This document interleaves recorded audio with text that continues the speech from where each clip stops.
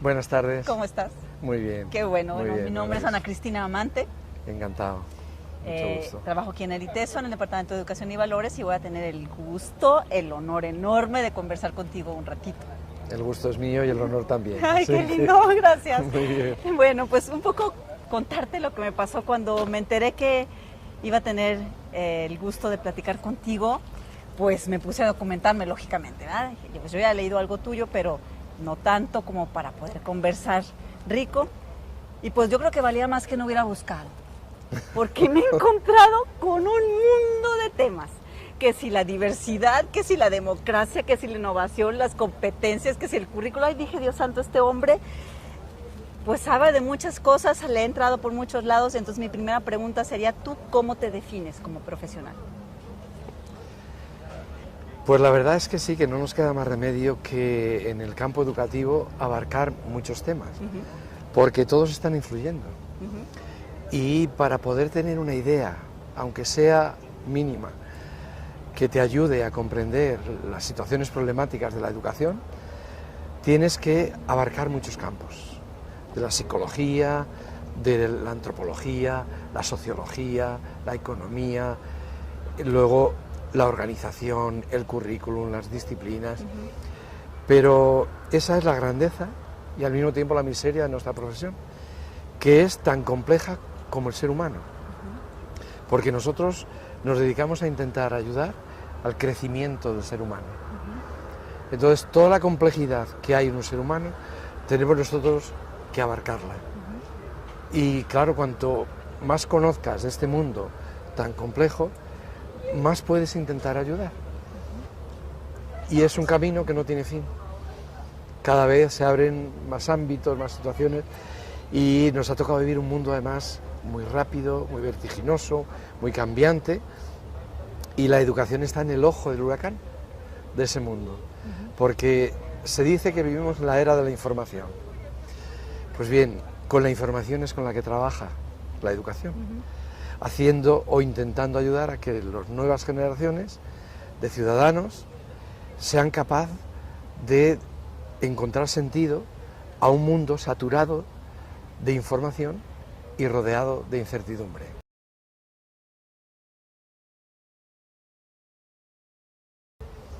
¿Qué hacer? Pues... Ay, sí, ese es el asunto. Claro, ¿qué hacer? Pues ir caminando continuamente, encontrando nuevas vías de comprensión y de actuación. Hacer que los seres humanos ahora, los nuevos ciudadanos, sean capaces de aprender a lo largo de toda la vida. No se puede decir como una época era así, ¿no? La sociedad estaba estabilizada, los trabajos estaban más o menos estabilizados, el conocimiento se transmitía de generación en generación el mismo, y entonces, bueno, pues tú podías estar 5, 6, 7 años en la escuela y con eso que aprendías te valía para toda la vida. No, ahora no. Las profesiones cambian, las sociedades cambian, las culturas cambian, vivimos en un mundo global multicultural.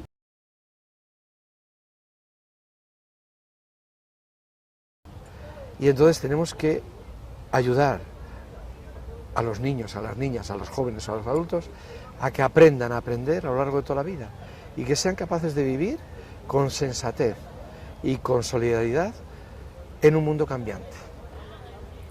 Pues sí, se oye muy sencillo. Te escucho y digo, pues sí, tiene toda la razón. Pero fíjate, nuestro país tiene un problema muy fuerte, no muchos problemas, pero hablamos de educación. Tenemos un fuerte rezago educativo, tenemos problemas tan simples o de cosas tan básicas como comprensión lectora, y que la mayoría de nuestros niños no lo entienden, y no solo nuestros niños, o sea, tampoco los jóvenes. Aún en la universidad los jóvenes leen y no comprenden lo que leen. No tienen lectura comprensiva. Y hablamos de matemáticas y pues con trabajo si saben multiplicar y dividir, y si hablamos de cosas más complejas pues no las entienden. Entonces yo, otra de las preguntas que me hago es, ¿qué hacer? ¿Por dónde empezar en un país como el nuestro, un país en vías de desarrollo, que a mí ya me da risa decirlo, porque desde que me acuerdo está en vías de desarrollo y no ha logrado todavía dar el paso?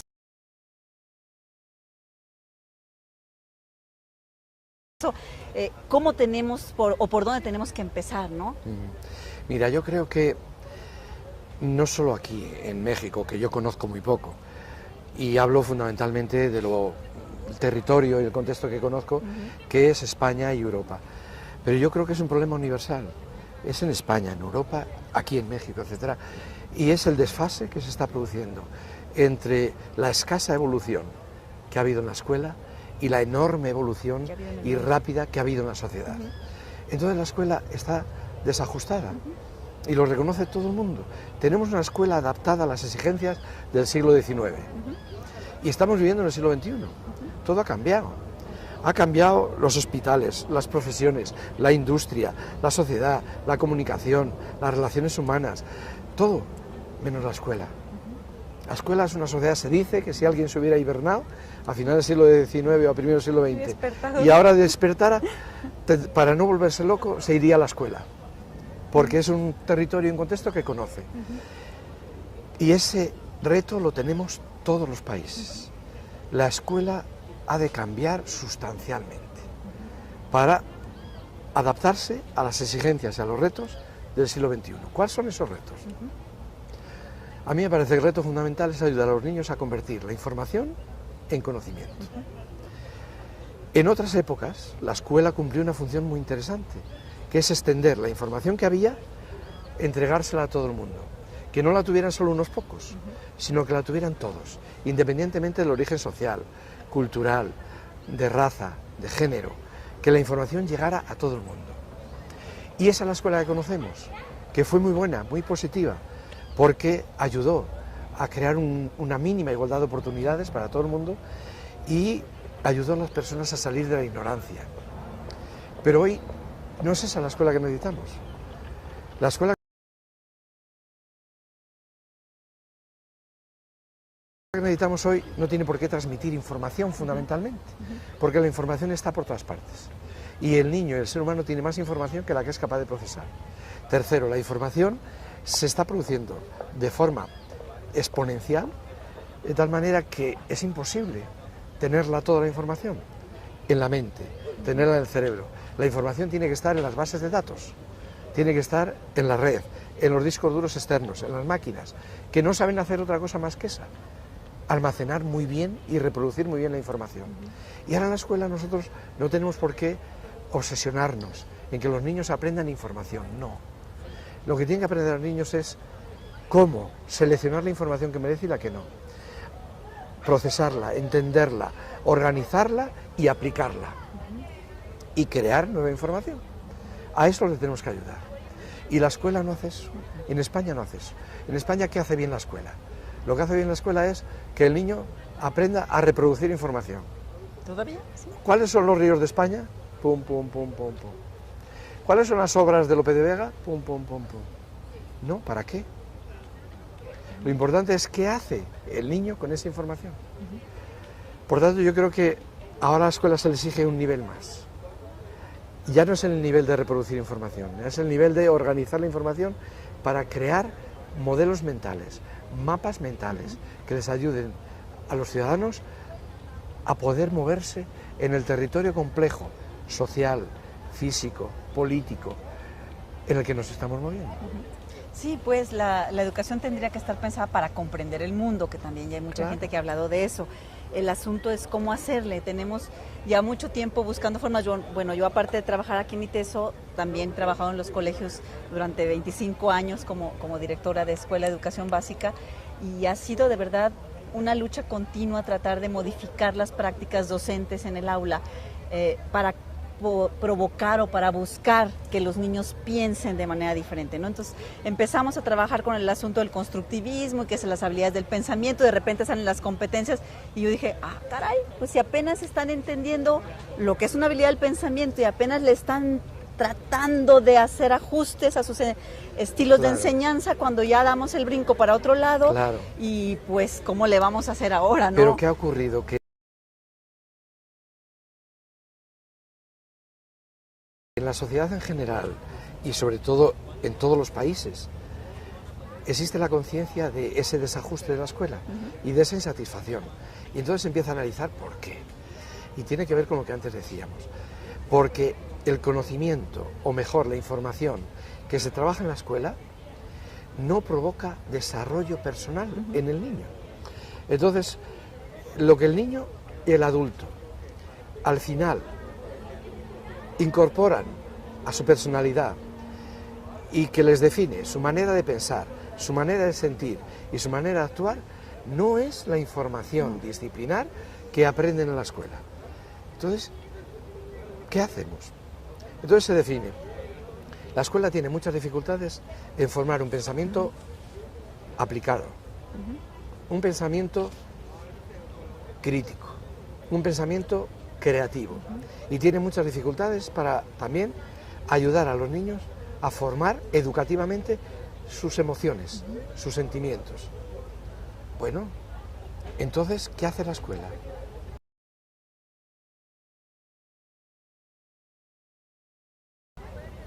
¿Qué es lo que hace bien la escuela? Formar el conocimiento reproductivo, la repetición. Y eso que ya hoy no día sirve. no sirve. Entonces todos los países, los de la OCDE, se plantearon, quizás motivados porque el capital humano que se estaba formando no les servía a las empresas. Y las empresas ahora necesitan personas mucho más creativas, mucho más comprensivas, mucho más inteligentes y mucho más imaginativas. Quizás por ahí la OCDE empieza a plantear algo distinto. Y bueno, luego también por otras razones. El mundo social, el mundo político, el mundo cultural es complejo. Y necesitamos personas que sean capaces de comprender la complejidad. Ciudadanos que seamos capaces de respetarnos a nosotros mismos, entender las diferencias, respetar las diferencias, etc. Y entonces se dice, bueno, lo que tenemos que intentar trabajar en la escuela es aquello que influye en la personalidad de los nuevos ciudadanos, en la personalidad de los ciudadanos. ¿Y qué es lo que influye? Pues influyen esos aspectos que estaban olvidados, que es las emociones, los sentimientos, los conocimientos, evidentemente, las habilidades y las actitudes. Pero si en la escuela desarrollamos uno de esos aspectos nada más, no hemos hecho nada. Hay que desarrollar todos en su conjunto. Y a eso se les ha llamado competencia. Es una combinación de elementos que son recursos humanos, que utilizamos todos los seres humanos cuando nos encontramos ante situaciones problemáticas. Bueno, vamos a dedicarnos en la escuela a que el niño desarrolle los mejores recursos humanos.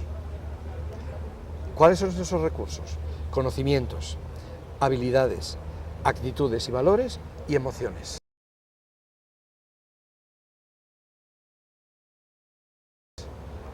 Bueno, pues tenemos que preocuparnos en desarrollar todos esos. Y esas son las competencias. Un nuevo nombre, pero para una realidad muy antigua, pero olvidada. Fijar la gran contradicción, que además ahora está muy aguda en vuestro país vecino del norte, en Estados Unidos. Todos los grandes maestros y los grandes pedagogos siempre han planteado, la escuela tiene que preparar para la vida. Y sin embargo todos estamos convencidos de que la escuela preparaba, en el mejor de los casos, para la escuela misma y para las disciplinas. Pero es que ahora, en Estados Unidos, desde la ley de Bush del año 82, ya no prepara ni siquiera para la escuela, prepara para los test. Y está todo el mundo preparando en la escuela para los test, para aprobar los test. Pero bueno, eso no nos sirve. Lo que sirve es volver a recuperar la función original, preparar a los niños para que entiendan la complejidad de la vida. Hay que prepararlos para la vida. Y por eso tenemos que dar un vuelco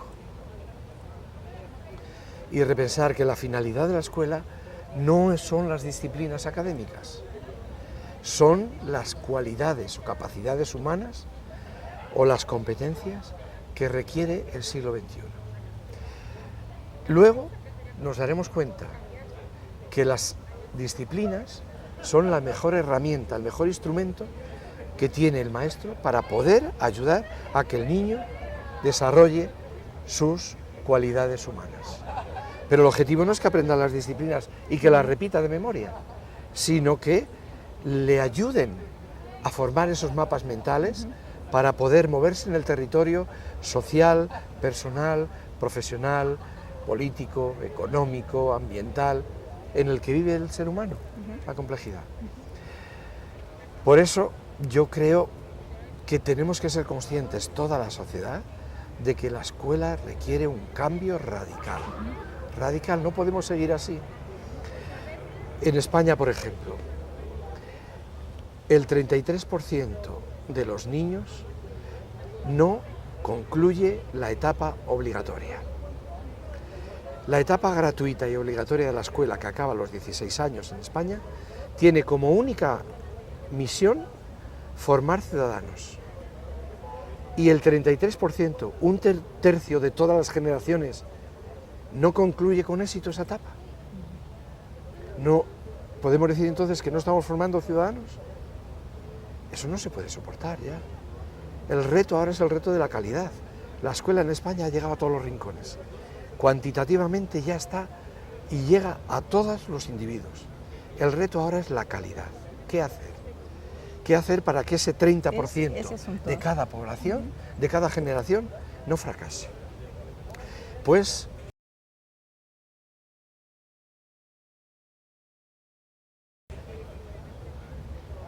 convertir la escuela en un espacio de aprendizaje de vida. No de aprendizaje de disciplinas, de aprendizaje de vida. La familia es un espacio de aprendizaje de vida. La calle es un aprendizaje de espacio de vida. La televisión y los juegos es un espacio de aprendizaje de vida. La escuela también. Los mismos problemas que el niño vive en la familia, en la calle, en la televisión, los tiene que vivir en la escuela. Pero ahora la escuela utiliza herramientas que no están ni en la calle, que no están ni en la familia y que no están en la televisión. Las mejores herramientas, los mejores instrumentos y la tutoría, el acompañamiento de un experto como es el docente para acompañarle a que él desarrolle lo que realmente necesita. Vamos a ir aterrizando. Por ejemplo,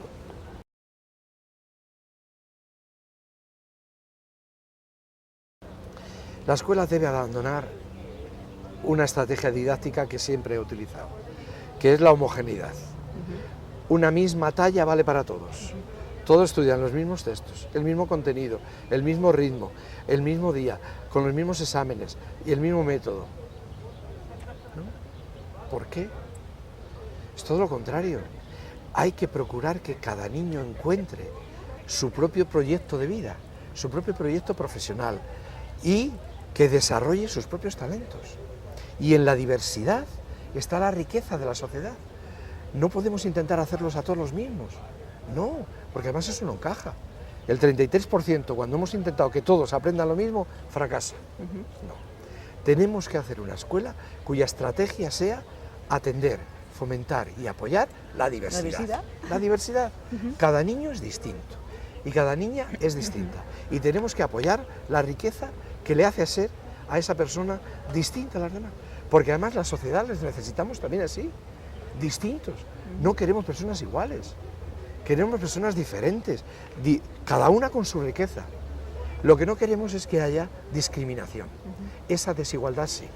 Si la diferencia implica discriminación, pero la diferencia y la diversidad debe de significar riqueza. Riqueza, complementariedad. Este niño es un artista magnífico, aquel es un matemático extraordinario, el otro dibuja como las maravillas, el otro es un poeta, pues cada uno que vaya encontrando su camino, pero desde bien pequeños. Entonces,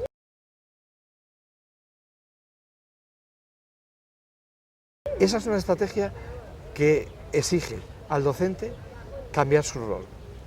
Su rol no es transmitir información, explicar bien y evaluar con objetividad, que es lo que todos hemos entendido siempre, sino acompañar, estimular, guiar y orientar el aprendizaje de todos y de cada uno de los niños. Y algunos niños necesitan muy poca atención. Les pones tareas, trabajos, proyectos, etcétera, y corren solos. Y otros niños necesitan muchísima atención. Dediquémonos a estos. Y este niño, a lo mejor que intelectualmente no necesita mucho apoyo, a lo mejor emocionalmente sí. Démosle el apoyo que necesita en sus procesos emocionales donde se encuentra más perdido. Por ejemplo, mis dos hijos. María tiene 18 años, Pablo tiene 14. E intelectualmente y académicamente son brillantes los dos. Todas las notas que sacan son 9 y 10. No hace falta que los maestros y los profesores se dediquen a atenderles en ese aspecto, porque ellos vuelan por sí mismos. Sin embargo, necesitan mucho apoyo emocional, conocerse como personas, sus emociones. María es muy tímida, Pablo es, podríamos decir, muy inquieto. Bueno, pues cada uno necesita ahora no solo el apoyo de la familia, porque nosotros les conocemos en casa, pero ¿cómo son con sus amigos, con sus iguales? Es el maestro o la maestra la que tiene esa información, no nosotros. Pero entonces parte del asunto estaría también en la formación docente y en las didácticas que los maestros tienen, que hasta ahorita pues la mayoría no ha demostrado tener muchas o mucha diversidad. Totalmente, ¿no? de Sí, acuerdo. entonces esa es como una modificación al currículum. ¿Cuál sería tu, Claro. tu sugerencia? Si a mí me dijeran, ¿por dónde empezarías? Ajá. La realidad es compleja. Nos hemos dado cuenta que la escuela tiene muchas deficiencias y hay un desajuste. ¿Por dónde empezarías? Yo diría, indudablemente, empezaría por la formación del profesorado. Modificar sustancialmente la formación del profesorado, la selección del profesorado.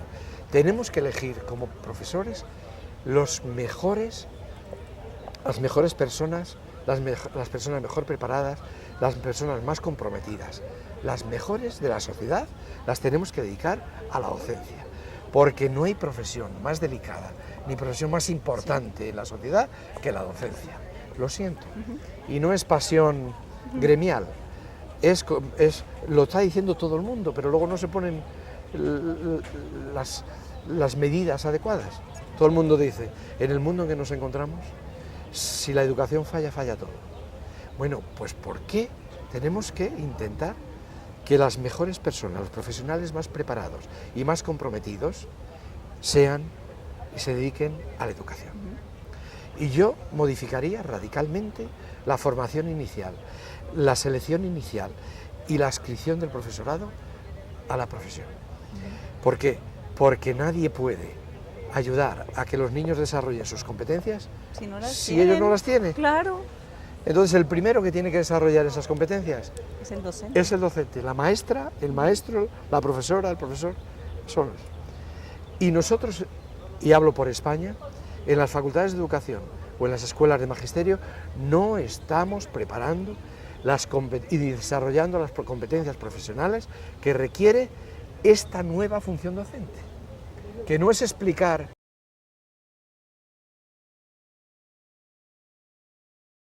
y evaluar, que es acompañar, que es provocar, estimular, guiar, que es preparar el contexto, que es diseñar actividades, diseñar proyectos, para que los niños se impliquen activamente en ellos y participando en ellos aprendan a desarrollar sus competencias. ¿Podemos cambiar de ubicación? Ay, sí, por piedad. ¿Sigue escuchando bien? Sí. El micrófono está en su sitio. Yo creo que el mío no. Estoy muy separado, Sí. estoy muy junto. ¿Así? Bueno, pues creo que hemos llegado a un asunto, un tema muy importante que tiene que ver con el cambio o la necesidad de cambio que tiene la educación, que es la formación docente, un tema crucial para que verdaderamente haya un cambio en la educación. ¿Por dónde empezar? Porque lo hemos intentado de todas formas en nuestro país, pues que si el diplomado para el director, que si maestrías para los directores, que reformas van y vienen, ahora están en lógica de competencias y como hace rato te platicaba, empezaron con una reforma por competencias del preescolar, primaria, luego la secundaria y finalmente la prepa, de abajo para arriba pues, pero finalmente los maestros no están formados así. Claro. Y querer ayudarles a través de otras formas como va a ser diplomados y cosas, seguramente sirve, pero yo no he visto que solucione el problema ni que haya de verdaderamente un cambio, ¿no?, en el estilo de enseñanza. Mira, hay varias cosas.